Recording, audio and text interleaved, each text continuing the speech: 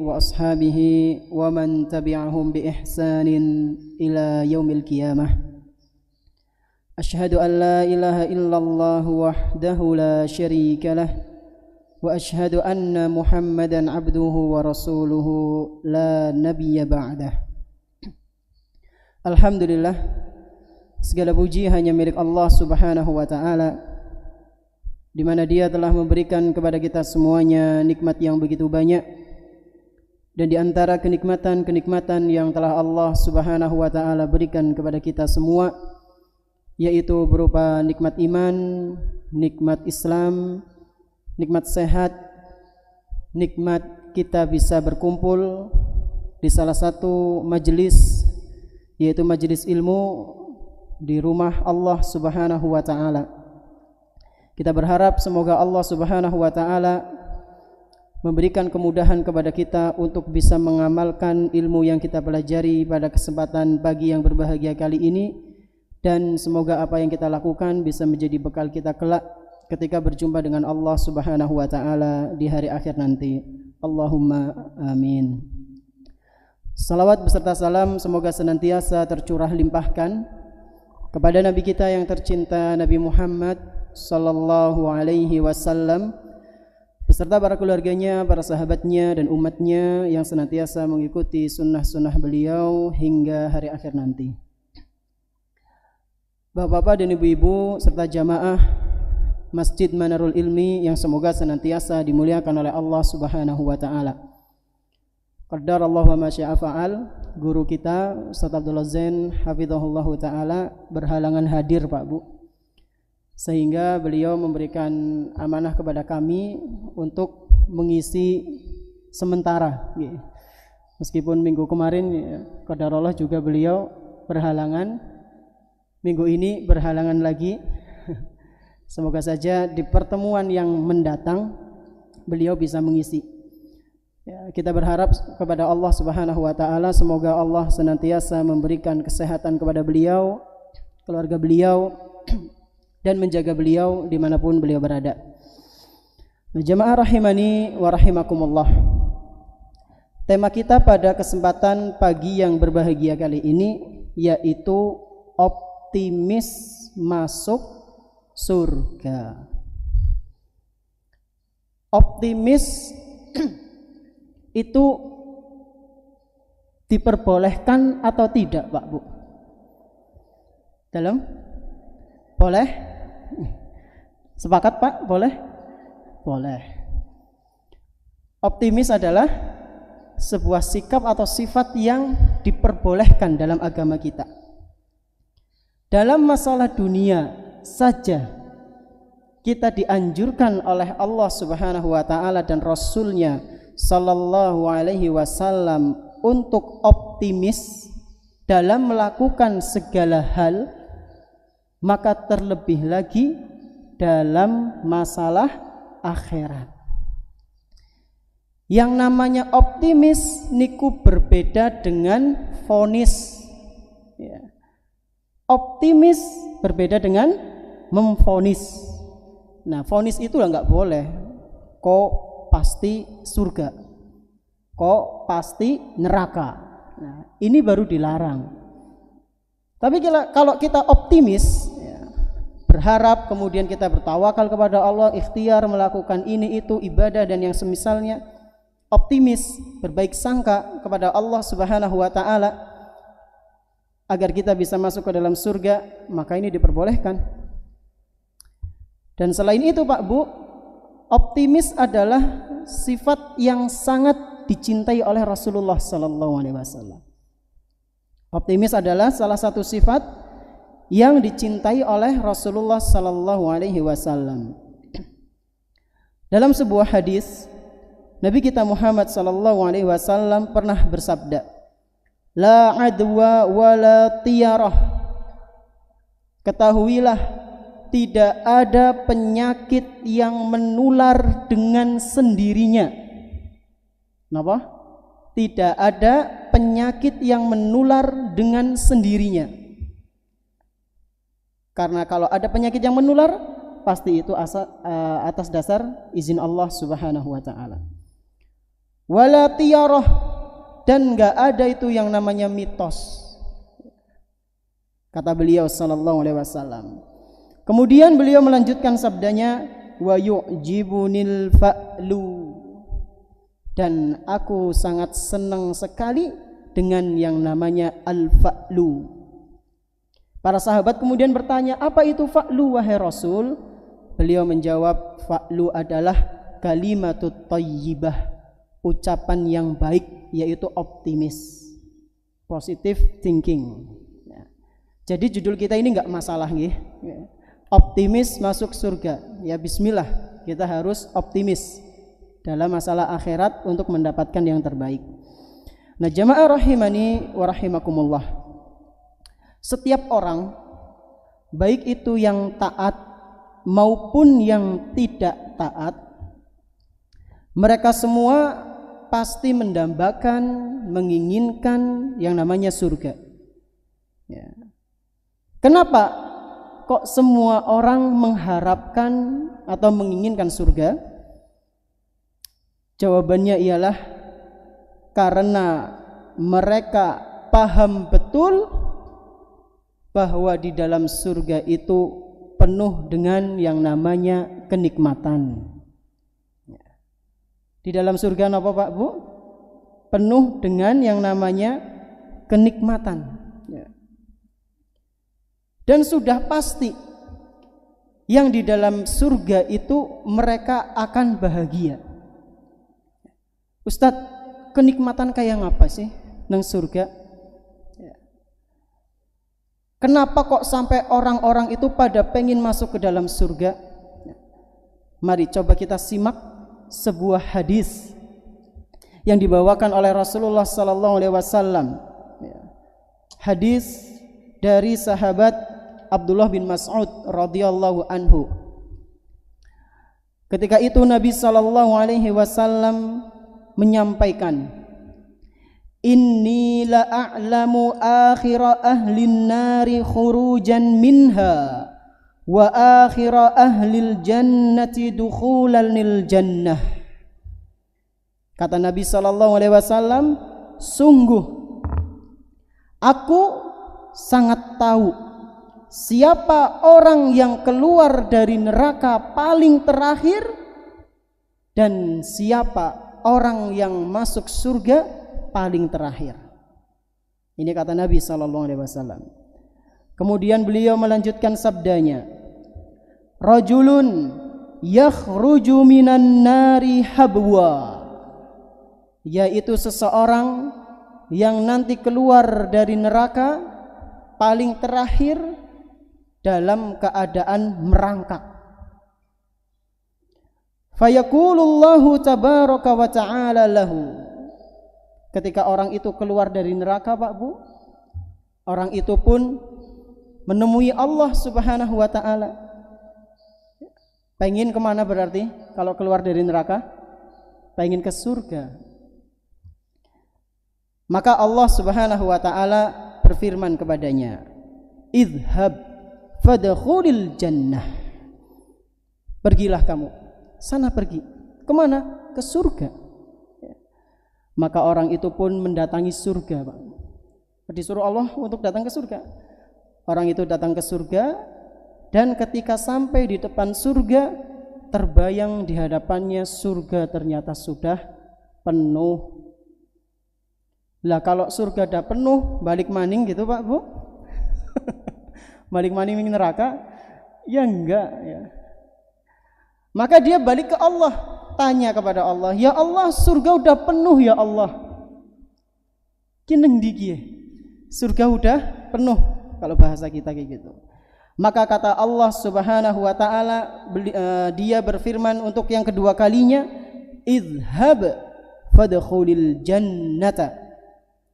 Kamu pergi lagi, datangi surga untuk yang kedua kalinya. Coba lihat lagi. Fa innalaka mislad dunya wa asyarata amsalihha.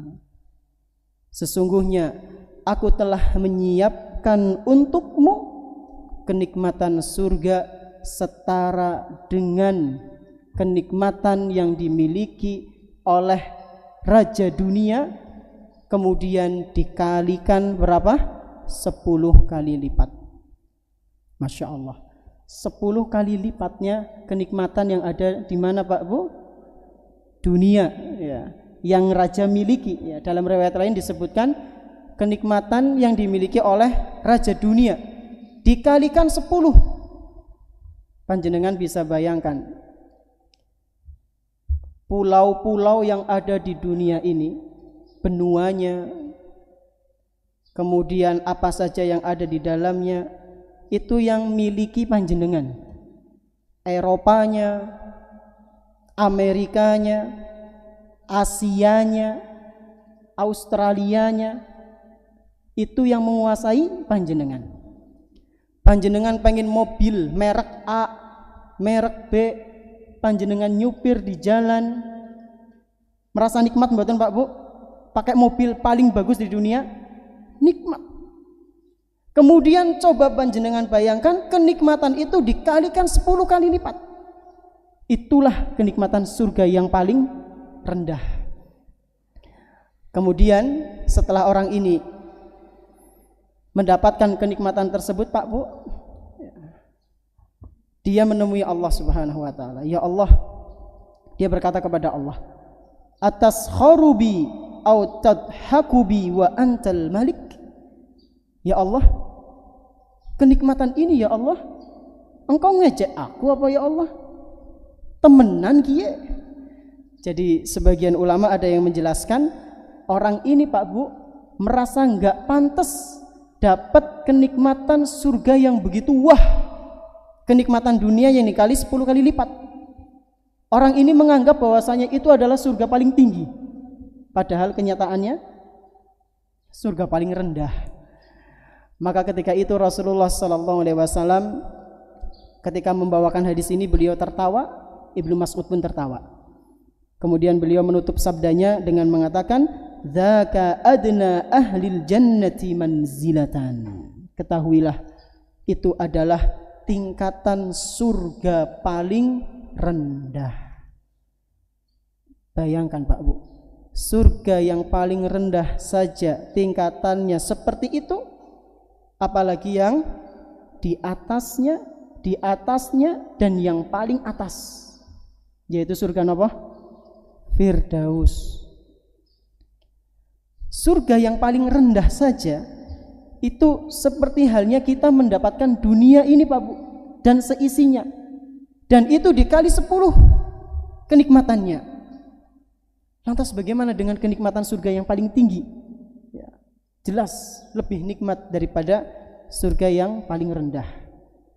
Hadis ini diriwayatkan oleh Imam Muslim dari Abdullah bin Mas'ud radhiyallahu anhu. Nah, jamaah rahimani wa rahimakumullah, itu sedikit gambaran mengenai keindahan dan kenikmatan surga. Maka pantas jika kita tanya kepada orang yang taat maupun tidak taat, kau pengen surga? Ya pengen lah. Ayo sholat, ya mengkondisit. Semua pasti akan menjawab surga, iya surga aku pengen. Tapi lihat prakteknya. Ya. Semua kita pengen masuk surga. Timbul pertanyaan, terus gimana Ustadz supaya kita itu dimudahkan untuk masuk ke dalam surga? Nah, inilah pembahasan kita insya Allah. Jadi tadi mukadimah, gambaran sedikit tentang kenikmatan surga. Terus bagaimana supaya kita bisa menjadi penghuninya? Berikut beberapa hal yang insya Allah ya, bisa kita terapkan dalam kehidupan sehari-hari sehingga nanti di akhir kehidupan kita termasuk dari penghuni surga. Yang pertama adalah napa Pak Bu? Mentauhidkan Allah Subhanahu wa ta'ala. Jadi ada 5, sekurang-kurangnya ada 5 cara bagaimana supaya kita bisa menjadi penghuni surganya Allah Subhanahu wa ta'ala. Yang pertama, mentauhidkan Allah. Yang kedua, taat kepada Rasulullah sallallahu alaihi wasallam. Yang ketiga, belajar ilmu agama dan menyebarkannya. Yang keempat, senantiasa bertaubat kepada Allah Subhanahu wa taala, dan yang terakhir tidak zalim kepada orang lain. Yang pertama kita bahas mentauhidkan Allah Subhanahu wa taala. Mentauhidkan Allah itu maksudnya napa nggih Pak Bu? Tauhid niku napa tauhid? Mengesakan. Mengesakan, hanya beribadah ke sinten? Ke Allah Subhanahu wa taala. Mempersembahkan seluruh ibadah itu hanya kepada Allah Subhanahu wa taala. Selain menjadi jalan supaya kita masuk ke dalam surga, mentauhidkan Allah Subhanahu wa taala juga termasuk perintah paling utama Pak Bu, yang Allah wajibkan kepada hamba-hambanya. Perintah paling utama yang Allah wajibkan kepada hamba-hambanya adalah tauhid. Kata Allah Subhanahu wa taala di surat Az-Zariyat, "Wa ma khalaqtul jinna wal insa illa liya'budun." Kata Allah, tidaklah aku ciptakan jin dan manusia melainkan untuk beribadah kepadaku. Para ulama tafsir menjelaskan ibadah kepadaku di sini adalah mempersembahkan ibadah yang kita lakukan, yang para hambanya Allah ini lakukan hanya untuk Allah Subhanahu wa taala. Jadi ini mentauhidkan Allah, mengesahkan Allah Subhanahu wa taala, meyakini bahwasanya Allah Subhanahu wa taala itu ada, meyakini bahwasanya Allah Subhanahu wa taala itu yang menciptakan, meyakini bahwasanya Allah Subhanahu wa taala itu yang mematikan, meyakini bahwasanya Allah Subhanahu wa taala itu yang mengatur alam semesta ini Pak Bu.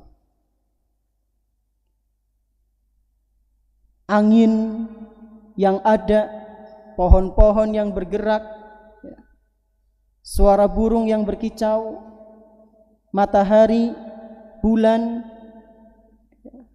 dan yang lainnya yang ada di alam semesta ini, semuanya yang mengatur itu adalah Allah Subhanahu wa taala. Meyakini pula Allah Subhanahu wa taala memiliki nama-nama dan sifat-sifat yang mulia. Jamaah rahimani wa rahimakumullah, itulah di antara bentuk mengesahkan Allah Subhanahu wa taala.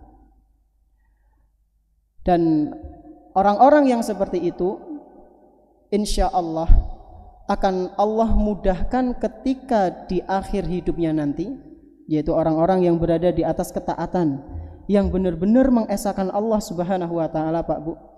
Di akhir hayat nanti ya, besar kemungkinan Allah akan mudahkan dia untuk menutup akhir hidupnya dengan kalimat tauhid, yaitu la ilaha illallah. Barang siapa yang sebelum meninggal kok mengucapkan itu, maka jaminannya surga. Kata siapa Ustaz? Kata Rasulullah sallallahu alaihi wasallam dalam sebuah hadis yang dibawakan oleh Mu'adz bin Jabal radhiyallahu anhu. Dalam riwayat Imam Abu Dawud dan dinilai sahih oleh Syekhul Albani, Rasulullah sallallahu alaihi wasallam pernah bersabda, "Man kana akhiru kalamihi la ilaha illallah dakhalal jannah." Barang siapa seorang hamba yang akhir ucapannya adalah la ilaha illallah, meyakini tidak ada Tuhan yang berhak untuk diibadahi dengan benar kecuali hanya Allah Subhanahu wa taala, maka dia pasti masuk surga. Ini jaminan dari Nabi sallallahu alaihi wasallam. Bagaimana Ustadz supaya kita akhirnya harapannya bisa mengucapkan kalimat la ilaha illallah? Ya, sibukkan diri kita dengan ketaatan, supaya nanti ketika ditalkin ucapkan la ilaha illallah, yang kita ucapkan adalah kalimat la ilaha illallah. Jangan seperti sebagian orang Pak Bu, ya dibawakan oleh Imam Ibnul Jauzi kalau nggak salah. Itu beliau beberapa kali menyaksikan orang yang sedang sekarat ditalkin tapi tidak mengucapkan kalimat tauhid. Beliau pernah jumpai ada orang, dia terkenal sebagai saudagar yang kaya, sekarat. Lalu ada kerabatnya mentalkin, "Qul la ilaha illallah." Ucapkanlah la ilaha illallah. Tapi yang diucapkan apa? Utangku, pakaianku sama si fulan. La ilaha illallah, pakaianku, daganganku, hartaku. Subhanallah. Jangan sampai seperti itu. Beliau juga pernah menyaksikan ada orang sekarat ditalkin, kemudian yang diucapkan adalah kekasihnya, fulanah, fulanah, fulanah, karena kasmaran yang sampai membutakan hatinya. Na'udzubillahi min dzalik. Na'udzubillahi min dzalik. Oleh karena itu, harapan besar supaya kita bisa mengucapkan la ilaha illallah yaitu dengan disibukkan dengan ketaatan, ya. Jangan disibukkan dengan kemaksiatan. Ini yang pertama. Di antara jalan untuk masuk ke dalam surga, tentu yang pertama adalah mentauhidkan Allah, beribadah kepada Allah Subhanahu wa taala. Kemudian yang berikutnya, yang kedua. Napa Bu? Yang kedua, taat kepada Rasulullah sallallahu alaihi wasallam. Taat kepada Rasulullah sallallahu alaihi wasallam adalah salah satu sebab seseorang masuk ke dalam surga. Berarti kebalikannya, orang yang enggak taat kepada Rasulullah sallallahu alaihi wasallam terancam kemana? Neraka. Dalilnya apa Ustadz? Dalam sebuah hadis yang dibawakan oleh Imam Al-Bukhari dari sahabat Abu Hurairah radhiyallahu anhu, Rasulullah sallallahu alaihi wasallam pernah bersabda, "Kullu ummati yadkhulunal jannah."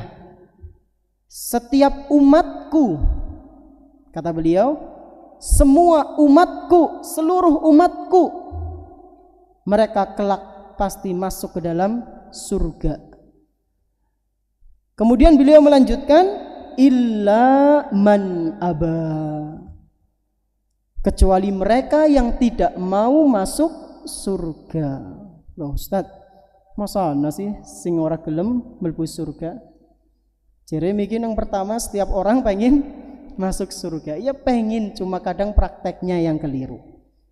Sebagaimana yang disampaikan oleh Nabi sallallahu alaihi wasallam. Kullu ummati yadkhulunal jannah illa man aba. Semua umatku akan masuk surga kecuali yang enggak mau. Maka para sahabat pun bertanya, "Wahai Rasulullah, siapa mereka yang enggak mau masuk surga?" Aneh teman. Maka beliau sallallahu alaihi wasallam menjelaskan, "Man ata'ani dakhalal jannah wa man 'asani faqad aba." Barang siapa yang taat kepadaku, pasti dia masuk ke dalam surga, dan barang siapa yang durhaka kepadaku, maka dia terancam untuk masuk ke dalam neraka. Dia termasuk orang-orang yang enggan, tidak mau untuk masuk surga. Hadis sahih riwayat Imam Bukhari. Ustaz, timbul pertanyaan Ustaz. Bentuk durhaka kepada Rasulullah sallallahu alaihi wasallam itu bagaimana? Bagaimana bentuk durhaka kepada Rasulullah? Sekurang-kurangnya ada 3. Ya. Ini saya ngasih tahu bukan tutorial nggih. Bukan ngasih contoh, tapi kita tahu supaya kita enggak seperti itu. Jadi bentuk durhaka kepada Rasulullah sallallahu alaihi wasallam sekurang-kurangnya itu ada 3. Yang pertama adalah merubah-rubah atau mengotak-atik ajaran beliau. Ini yang pertama. Yang kedua, mengurangi ajaran beliau. Yang ketiga, menambah-nambahi ajaran beliau. Yang pertama apa? Merubah. Contohnya gimana Ustaz? Contohnya bapak-bapak niki nuwun sewu. Kalau adzan boleh tidak kita mengatakan asyhadu anna Muhammadan nabiyullah. Boleh mboten, Pak? Boleh mboten? Asyhadu anna Muhammadan nabiyullah.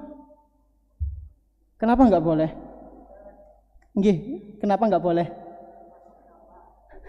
Nambah napa ngurubah? Merubah nggih, Pak. Asline pripun nek adzan? Asyhadu anna Muhammadar Rasulullah. Itu yang diajarkan oleh Rasulullah SAW. Jangan dirubah. Jadi asyhadu anna Muhammadan nabiyullah. Atau yang Muhammad diganti jadi Ali misalnya. Asyhadu anna Ali Rasulullah gitu. Ini namanya merubah. Enggak boleh. Ya. Kenapa? Karena enggak diajarkan yang seperti itu oleh Nabi Sallallahu Alaihi Wasallam. Ini yang pertama. Terus yang kedua apa tadi? Mengurangi. Mentang-mentang lembur, kesel, ya. Seharian berangkat sahur, balik pas isya, karena capek lah, ora apa-apa lah, isyane 2 rakaat baik. Nah, salat isya apa? 2 rakaat. Loh kenapa? Anu kesel. Ya. Yang pengen 2 rakaat baik lah. Allah kan menyukai sesuatu yang apa ya? Ngarang lah, menyukai apa gitu. Berhilah, berdalih dengan dalih yang tidak tepat. Ngurang-ngurangi. Apakah Rasulullah SAW pernah mengurangi sholat isya tok? Ya. Bukan dijamak nggih. Dikurangi jadi 2 rakaat Pak Bu? Enggak pernah. Kecuali ketika dijamak lah, jamak qashar. Ini bukan jamak. Ya.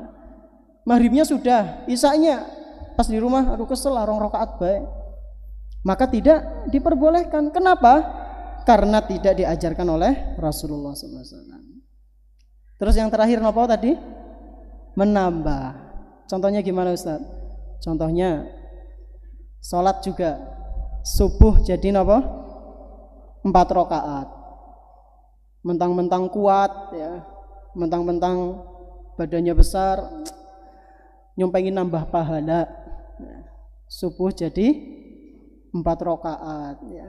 Kalian sudahlah 2 rakaat saja, orang mampu 4 rakaat. Ini termasuk bentuk durhaka kepada Rasul. Kenapa? Karena ajarannya Rasulullah SAW di otak-atik. Salatnya ditambah-tambah atau dikurangi atau dirubah dengan sesuatu yang tidak diajarkan oleh beliau sallallahu alaihi wasallam.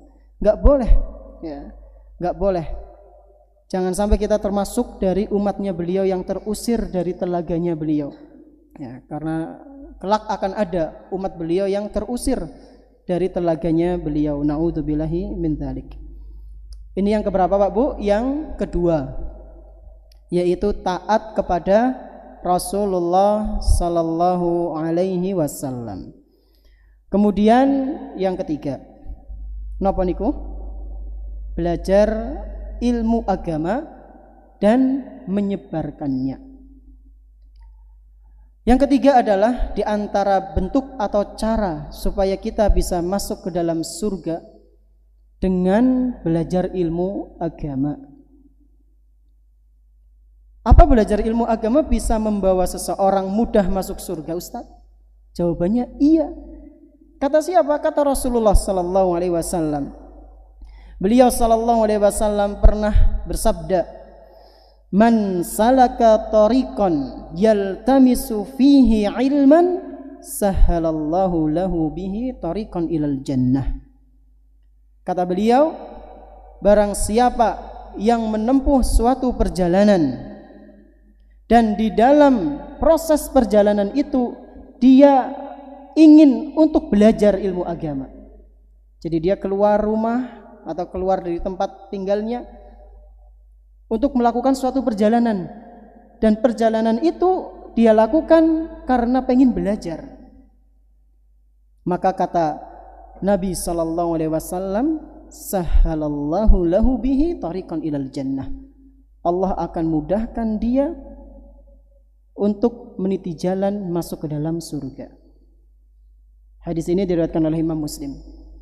Jemaah rahimani wa rahimakumullah. Ustaz, kemudian gimana kalau yang belajar tapi enggak mudeng-mudeng? Ya. Tulang metu hilang. Ya. Saya teringat sama cerita yang pernah disampaikan oleh Ustaz Abdullah Zain, dan beliau sering membawakan cerita ini, yaitu tentang seorang kakek-kakek yang menghadiri kajian seorang syekh, seorang ulama. Dia mendatangi ulama tersebut, kemudian mengeluhkan tentang keadaannya. Ya, kalau bahasa kita, kakek-kakek ini berkata seperti ini, wahai syekh, ya, saya ini sudah sepuh, saya ini sudah tua, kalau ngaji metu kelalen, ya. Kalau ngaji itu enggak dong-dong, ya. Enggak paham-paham. Ya alhamdulillah paham di tempat majelis, pas keluar hilang. Kajiannya rampung, sing dipelajari rampung juga. Itu bagaimana Syekh? Apakah saya tetap belajar aja atau bagaimana? Maka kata Syekh tersebut, ya, beliau memberikan sebuah nasihat, wahai kek, apakah belum cukup janji dari Nabi sallallahu alaihi wasallam bahwa orang yang belajar itu dijanjikan surga? Apakah belum cukup dengan janji itu? Paham nggih? Kalau orang yang belum cukup pasti minta lain. Nah, ini udah dijanjikan surga. Apapun yang akan kita inginkan itu ada di surga, Pak Bu. Apa belum cukup dengan janji yang Nabi sallallahu alaihi wasallam tawarkan, yaitu hadis tadi yang baru kita baca. Man salaka tariqan yaltamisu fihi ilman sahalallahu lahu bihi tariqan ilal jannah. Orang yang belajar itu dimudahkan jalannya, Pak Bu, ke dalam surga. Sebagian ulama ada yang menjelaskan dimudahkan ketika nanti melalui sirat, di mana sirat itu bawahnya neraka jahanam, yang banyak orang-orang kena kaitan di situ. Ada yang nyemplung, ada yang kepleset. Di antara orang yang diselamatkan, sebagian ulama menjelaskan, yaitu orang-orang yang senantiasa belajar ilmu agama, sungguh-sungguh benar-benar pengen mengangkat kebodohan yang ada dalam dirinya. Inilah keistimewaan orang yang belajar ilmu agama. Maka jangan pernah merasa putus asa, ya. Meskipun kita belajar ya metu ilang, ya, itu juga pernah saya alami, Pak Bu. Sing nombe kadang kayak gue, apalagi yang sepuh-sepuh nun saya, Bu. Ya, tapi jangan membuat kita putus asa. Ingat kembali janji-janji dari Rasulullah sallallahu alaihi wasallam, ya. Allah dan Rasulnya sallallahu alaihi wasallam. Enggak mungkin Allah dan Rasulullah sallallahu alaihi wasallam itu mengingkari janji, enggak mungkin. Jadi belajar, ya. Belajar ilmu agama. Jangan sampai kita meninggal dalam keadaan malas untuk belajar. Selain belajar itu memudahkan seseorang mudah masuk surga, belajar juga hukumnya wajib napa sunnah, Pak Bu? Wajib. Kata Rasulullah SAW, talabul ilmi faridatun ala kulli muslim. Belajar itu hukumnya wajib bagi setiap muslim. Meskipun ada perbedaan ulama, wajib sing kepriwe? Apakah kabehan ilmu ke wajib dipelajari? Bahasa Arab, sorofe. Ada sebagian mereka yang menjelaskan wajib di masalah-masalah yang pokok, akidah, fikih, cara ibadah harus benar, ya. Sholatnya, puasanya itu harus ibadah yang benar. Jadi wajib belajar itu, ya. Bukan malah menghindari belajar, ya. Bukan malah menghindari belajar. Ini belajar agama dan menyebarkannya. Setelah kita belajar, kemudian kita mengamalkan ilmu yang kita miliki, sebisa mungkin ajarkan ilmu yang kita miliki, Pak Bu. Terutama kepada siapa? Terutama kepada siapa? keluarga. Dan ini juga termasuk pesan yang sering diulang-ulang oleh Ustaz Abdullah Zain ke kami para santri dulu. Ya. Sebisa mungkin kalau kalian nanti terjun dakwah, jangan pernah lupakan keluarga. Mereka adalah orang-orang yang paling utama untuk mendapatkan ilmu kita. Jangan sampai kesana kemari keluarga kita sendiri yang terlalaikan. Istri kita tidak mendapatkan manfaat dari ilmu kita. Suami kita juga tidak mendapatkan manfaat dari ilmu kita. Padahal yang kita harapkan nanti di surga itu lebih berharap kepada keluarga kita apa orang lain, Pak Bu? Keluarga. Ya. Kita berharap banget bisa kumpul lagi nanti di surga, terutama dengan keluarga kita, bapak kita, ibu kita, anak-anak kita. Nggak pengen kita, ya salah satu dari kita mungkin di surga, satunya di neraka, nggak pengen. Maka prioritaskan keluarga. Jangan kebalik ya. Khairukum li ahli. Sebaik-baik dari kalian adalah yang paling baik kepada keluarganya. Dan di antara bentuk baik ke keluarga adalah menyampaikan ilmu agama. Wa andzir ashiratakal aqrabin, kata Allah. Berilah peringatan kepada kerabat-kerabat dekat kalian terlebih dahulu. Ini, jadi menyebarkannya, terutama kepada keluarga. Kenapa Ustadz harus disebarkan? Karena ilmu yang bermanfaat itu efeknya dahsyat, Pak Bu. Akan terus kita rasakan sampai hari kiamat nanti. Kata Nabi SAW, "Idza matal insanu inqata'a anhu 'amaluhu illa min salasah." Apabila seseorang meninggal dunia, maka seluruh amalannya akan terputus kecuali 3. Napa mawon? Sedekah jariyah, au ilmin yuntafa'u bih, ilmu yang bermanfaat, au waladin saleh, anak yang saleh yang mendoakannya. Ilmu yang bermanfaat. Jangan sampai menyebarkan ilmu yang tidak bermanfaat. Kok pengen ngerti carane korupsi? Ngene, minyong. Nah, ngajari cara korupsi. Kok pengen ngerti carane ben menang judi online? Kenyong biyen tahu. Naudzubillahi min dzalik. Enggak kebayang. Kalau orang yang kita ajari itu ngajari teman-temannya jumlahnya 10. Yang 10 ini ngajari ke temannya yang lain jumlahnya 100. Subhanallah. Kalau itu adalah ilmu yang tidak bermanfaat atau justru yang bisa mencelakakan pelakunya ke dalam neraka, rugi dia. Tapi sebaliknya, kalau yang kita ajarkan itu adalah ilmu yang bermanfaat, maka beruntung orang-orang yang menyampaikan ilmu yang bermanfaat. Ya, alhamdulillah kita sudah berapa puluh tahun, ya, sudah berapa tahun kita belajar, banyak ilmu yang kita dapatkan, Pak Bu. Banyak lembaran-lembaran makalah ini yang kita dapatkan dari guru-guru kita. Sebisa mungkin itu di napa nggih? Bendel nggih. Nggih, dibikin seperti buku itu, Pak Bu. Kemudian disimpan dengan baik. Udah dikilokna. Dikilokna Ustaz, wis oleh sekilo ya Ustaz, lumayan. Tuku sandal anyar. Aduh, eman-eman sekali, Pak Bu. Itu bisa menjadi harta peninggalan yang istimewa untuk anak cucu kita. Bendel, kajian-kajian yang sering kita ikuti hari Senin atau malam, ya, malam Selasa malam nanti atau hari Rabu atau kajian manapun, disimpan sebisa mungkin, ya, disimpan. Alhamdulillah, ya, alhamdulillah. Semoga ini termasuk tahadus bi nikmatillah. Saya dulu ketika mondok di sini sampai sekarang masih punya catatan pelajaran ustadz-ustadz di sini. Akidah sama Ustaz Abdullah Zain, catatan tulisan tangan. Ustaz Zaid Susanto, ya, hafizahullah. Ustaz Hendra enggak belajar sama beliau karena beliau masuk, saya lulus.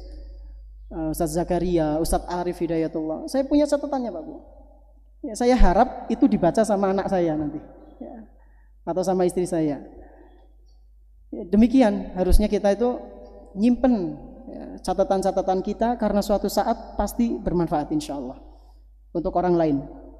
Kalaupun nggak sekarang, suatu saat nanti. Kalaupun kita nggak melihat itu manfaat ketika kita masih hidup, insyaallah ketika kita meninggal itu akan baru kita rasakan. Belajar ilmu agama dan menyebarkannya adalah salah satu cara supaya kita bisa masuk surga. Dan yang terakhir apa? Senantiasa, belum ya. Yang keempat apa Pak Bu? Ya, minum dulu ya, Mas Bu. Bismillah. Yang keempat apa? Senantiasa bertaubat kepada Allah Subhanahu wa taala. Maaf. Bertaubat kepada Allah Subhanahu wa taala atas segala dosa-dosa kita. Ya.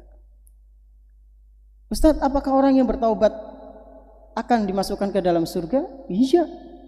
Dan taubat itu siapa? Kan menggugurkan dosa-dosa. Berarti logikanya kalau orang yang bertaubat dan taubatnya diterima oleh Allah Subhanahu wa taala, taubat nasuha, taubat sambel level pinten sing paling pedes. Wis lah orang maning-maning lah nyambel nyisuke pengen. Bukan tobat sambel, dosa-dosanya akan diampuni dan ketika itu dia meninggal masuk surga Pak Bu. Siapa di antara kita yang tidak pernah berbuat salah? Siapa di antara kita yang tidak pernah berbuat dosa? Rasulullah sallallahu alaihi wasallam pernah mengabarkan, kullu bani Adam khatta'un wa khairul khatta'ina at-tawwabun.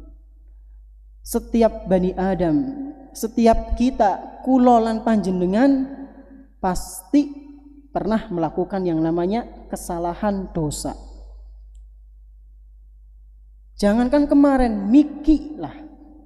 Tadi pagi sudah berapa dosa yang kita lakukan? Ada di sini yang percaya diri, Ustaz yang awit Miki tangi ngasih siki urung dosa Ustaz. Cobi sinten tak paringi Quran niki. Enggak ada yang berani kayak gitu. Kita merasa pernah berbuat kesalahan. Tapi dengan kesalahan-kesalahan itu yang sudah menjadi sunnatullah, jangan menjadikan kita putus asa dari rahmat Allah Subhanahu wa taala. Karena kata Nabi sallallahu alaihi wasallam, "Wa khairul khatta'ina tawwabun." Sebaik-baik orang yang melakukan dosa adalah dia yang mengiringi kesalahannya dengan taubat. Itulah pendosa yang terbaik dalam tanda kutip. Jadi dosa istighfar, tapi istighfarnya sing temenan. Aduh, berdosa, astagfirullah, wis. Formalitas, jangan formalitas. Benar-benar diresapi, Ustaz. Tapi nanti kalau jatuh lagi, ya tobat maning. Ya. Jangan seperti sebagian orang yang mengatakan, lah wis teles ya kadung nyemplung. Wis kadung teles sisan bae nyemplung. Enggak kayak gitu konsepnya. Jalan-jalan di pinggir sungai, kecipratan bocah pada dus-dusan. Aduh, teles sisan lah nyemplung. Enggak kayak gitu. Logika, analoginya enggak seperti itu. Orang yang berbuat dosa, Allahnya kadung dosa kayak gitu.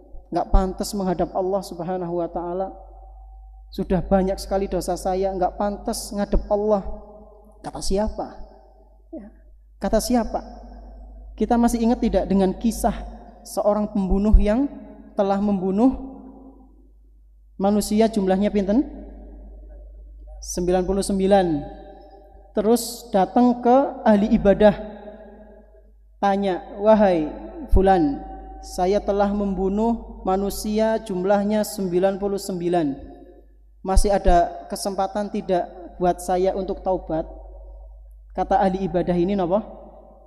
Enggak ada. Wis terlanjur kok 99 akeh. Oh akeh ya. Bos sisan gawe lah 100. Jadi yang jawab itu dibunuh. Kenapa? Jawab tanpa ilmu. Lalu si pembunuh ini jalan-jalan lagi nyari, benar-benar pengen kembali kepada Allah. Akhirnya ketemu sama al-alim, orang yang benar-benar berilmu. Lalu tanya, wahai fulan, saya sudah bunuh 100 tembe bae miki. 100 nyawa sudah melayang di tanganku. Apakah dosaku yang sudah besar kayak gitu masih bisa diampuni oleh Allah? Masih. Siapa yang bilang engkau tidak bisa diampuni? Masih ada kesempatan, bertobatlah. Caranya gimana? Kamu pergi ke tempat yang jauh. Jauh dari mana? Jauh dari lingkunganmu yang buruk. Diarahkan seperti itu. Pergi ke tempat yang jauh dari lingkunganmu yang buruk. Hijrahlah bahasa kita. Hijrah. Maka benar orang itu pun hijrah mencari guru yang bisa membimbing dia untuk belajar. Pas di tengah-tengah perjalanan dia meninggal. Maka para malaikat bingung, diceritakan di hadis itu di riwayat Bukhari. Bingung ini mau jadi penghuni surga apa neraka? Maka diukur Pak Bu. Jarak antara dirinya meninggal lebih dekat mana? Apakah dekat dengan tempatnya yang dulu dia maksiat atau dekat dengan tempat hijrahnya dia yang akan dia kunjungi, pengen berubah menjadi lebih baik? Ternyata diukur dia dekat dengan tempat yang baik. Maka kata Allah Subhanahu wa taala, aku ampuni dia. Masya Allah, betapa murahnya Allah Subhanahu wa taala. Ini yang keberapa? Keempat, yaitu bertaubat kepada Allah Subhanahu wa taala. Kemudian baru ini yang terakhir. Napa niku?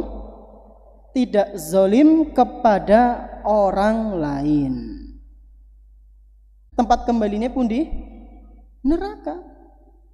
Dan ini adalah nasihat yang pernah disampaikan oleh Imam Asy-Syafi'i rahimahullahu taala.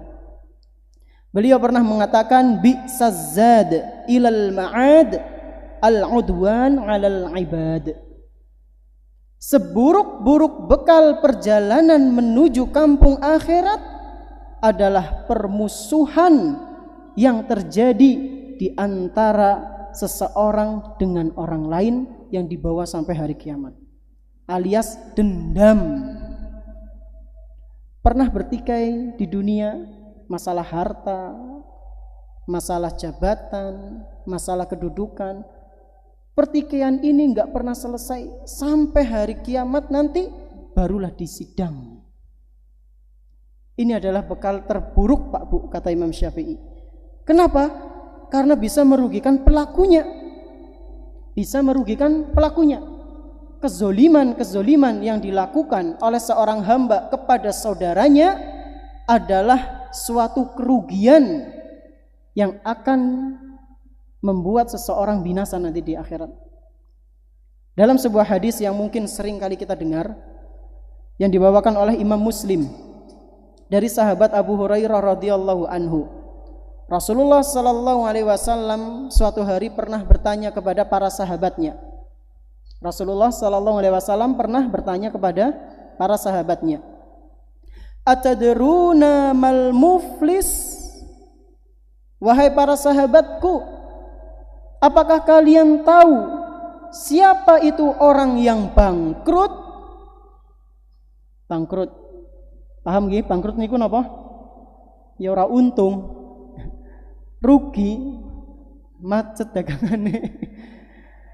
Nah ini Nabi SAW tanya ke sahabatnya, wahai para sahabatku, kalian tahu enggak orang-orang yang bangkrut itu apa? Maka mereka menjawab, al-muflisu fina man la dirhama lahu wala mata'. Wahai Rasul, orang yang bangkrut itu ya sing ora duwe duit, ora duwe barang-barang, enggak punya harta, simpanan, itu bangkrut wahai Rasul. Jadi para sahabat pada saat itu masih memandang bangkrut itu dalam masalah dunia. Maka Nabi SAW menjelaskan, innal muflisa min ummati ya'ti yaumal qiyamati bisolatin wasiyamin wazakatin.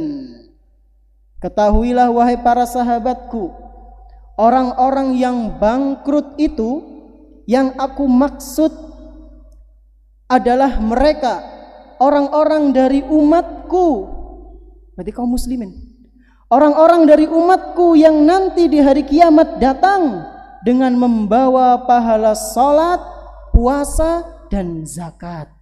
Terus kepriwe bawa pahala dengan bangkrut urung rampung hadisnya.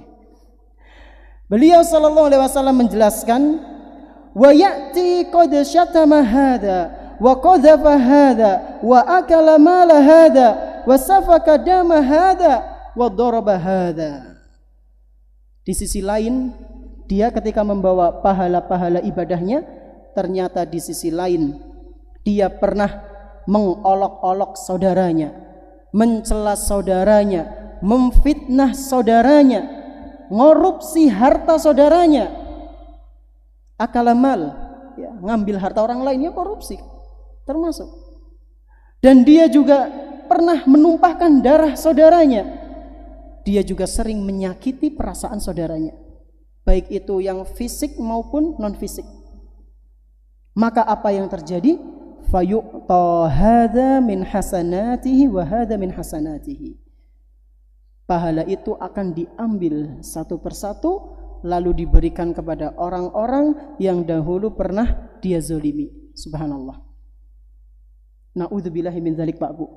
Kita mengumpulkan sesuatu yang kita butuhkan, yang istimewa, hanya untuk diberikan kepada orang yang kita nggak sukai.